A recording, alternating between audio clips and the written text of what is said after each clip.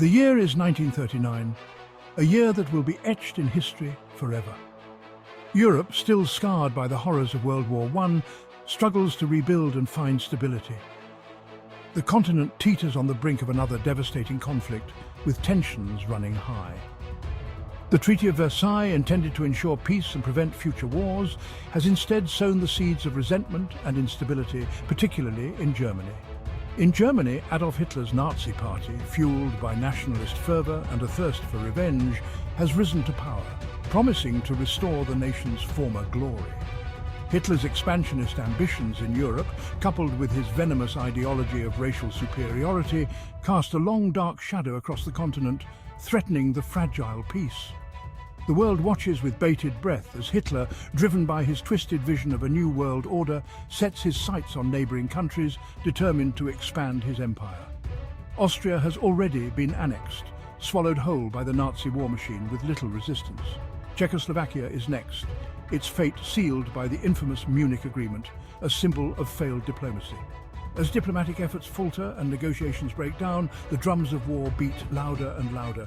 The stage is set for a conflict that will engulf the world in flames, a conflict that will test the limits of human endurance and reshape the geopolitical landscape forever. The world braces itself for the inevitable, knowing that the coming storm will bring unprecedented destruction. The world holds its breath, waiting for the first strike.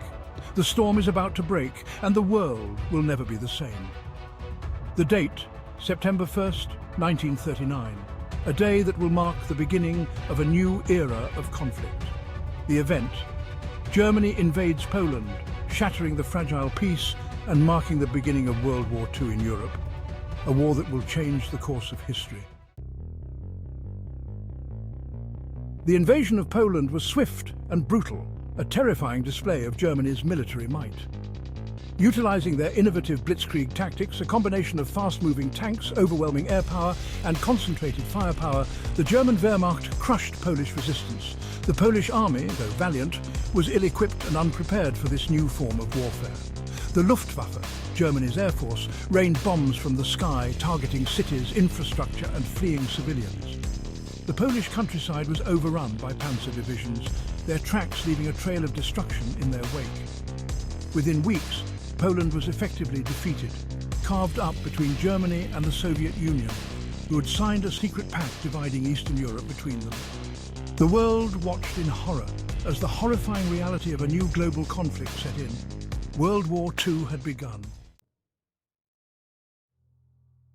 The spring of 1940 saw Hitler unleash his blitzkrieg tactics on Western Europe. Denmark and Norway fell in rapid succession, their neutrality brushed aside by the German war machine. The focus then shifted to France, believed to have one of the strongest armies in Europe. The Germans, however, had a daring plan. Bypassing the heavily fortified Maginot Line, they struck through the Ardennes forest, a move deemed impossible by French military strategists. The German advance was swift and relentless, their panzer divisions slicing through French lines, sowing chaos and confusion. The British Expeditionary Force and remnants of the French army were forced into a desperate evacuation at Dunkirk, saved from annihilation by a flotilla of civilian boats ferrying soldiers across the English Channel. On June 22, 1940, France, once a symbol of European power, signed an armistice with Germany. With France defeated, Great Britain stood alone against the Nazi war machine. The fall of France had left Britain isolated, facing the might of the German military without any immediate allies on the continent. Hitler, believing Britain's collapse was imminent, launched a massive air offensive aimed at crippling the Royal Air Force, or RAF, and paving the way for a seaborne invasion codenamed Operation Sea Lion. This plan was designed to bring Britain to its knees quickly, ensuring a swift and decisive victory for the Axis powers. The Battle of Britain, as it came to be known, was a pivotal moment in the war. It was the first major military campaign fought entirely by air forces, marking a significant shift in the nature of warfare. Day after day, the skies above southern England were filled with the roar of aircraft engines as German and British pilots engaged in fierce dogfights. These aerial battles were intense and relentless, with both sides suffering heavy casualties. The Luftwaffe targeted RAF airfields and radar stations, hoping to cripple Britain's defences. Their strategy was to destroy the RAF on the ground and in the air, thereby gaining air superiority.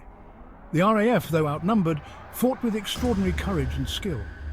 The pilots, often referred to as the Few, displayed remarkable bravery and determination, knowing that the fate of their nation rested on their shoulders. They were aided by their innovative radar technology and the resilience of the British people, who endured nightly bombing raids during the Blitz. The radar system provided early warnings of incoming attacks, allowing the RAF to respond more effectively. By October 1940, the Luftwaffe had suffered heavy losses, and unable to break the RAF, Hitler was forced to postpone his invasion plans indefinitely. This marked a significant turning point in the war, as Britain's survival ensured that the Allies would have a crucial base of operations for future offensives against Nazi-occupied Europe. Section 5, 1941. Operation Barbarossa, the Eastern Front opens. In June 1941, in a move that would prove to be a colossal blunder, Hitler broke his pact with Stalin and launched a massive invasion of the Soviet Union, codenamed Operation Barbarossa. This marked the beginning of one of the most brutal and extensive campaigns of World War II. The invasion, the largest military operation in history, caught Stalin completely off guard. The Soviet military was unprepared for the sheer scale and speed of the German assault, leading to widespread chaos and confusion on the front lines. 3 massive army groups comprising over 3 million German soldiers stormed across the Soviet border, their objective Moscow, the heart of the Soviet Union. These groups were meticulously organized and equipped, ready to crush any resistance in their path. Initially, the Germans made stunning progress, advancing deep into Soviet territory. Their advance, spearheaded by panzer divisions exploiting the vast open terrain. The speed and efficiency of the German blitzkrieg tactics left the Soviet defenses in disarray.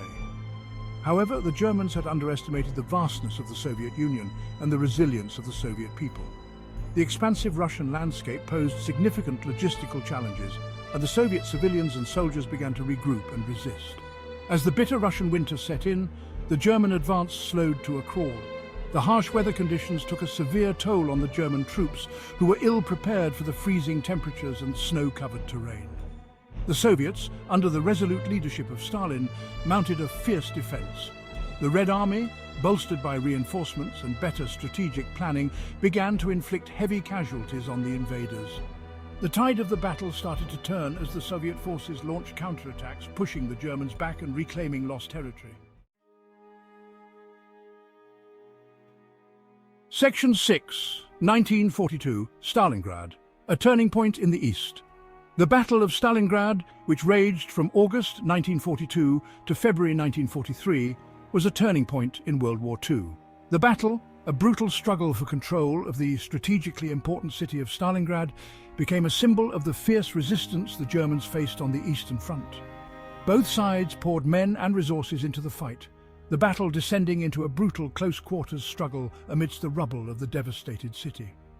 The Red Army, fighting with unwavering determination, slowly gained the upper hand, their resolve bolstered by the harsh Russian winter. In February 1943, the German Sixth Army, encircled and decimated by the Red Army, surrendered. The Battle of Stalingrad marked the end of Germany's advance in the East and is considered by many historians to be the turning point of the war in Europe. Section 7, 1943. From North Africa to Italy, the Axis starts to crumble. While the tide was turning in the East, the Western Allies, bolstered by American resources and manpower, launched their first major offensive against the Axis powers.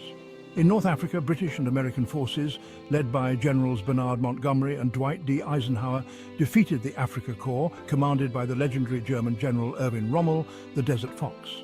The Allied victory in North Africa opened the way for the invasion of Sicily, the first step in the liberation of Italy. The Italian campaign proved to be a long and arduous struggle, the mountainous terrain favouring the defending German forces. However, the Italian campaign, combined with the ongoing pressure on the Eastern Front, stretched German resources thin. The Axis powers, once seemingly invincible, were now on the defensive. Section 8, 1944, D-Day and the liberation of France.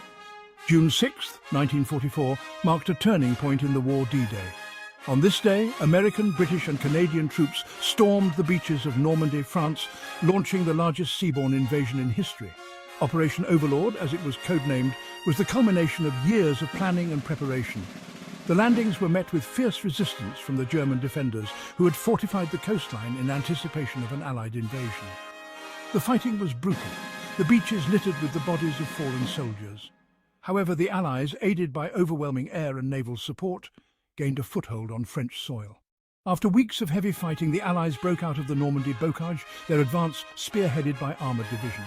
Paris was liberated in August 1944, and by September, France was largely free from German occupation.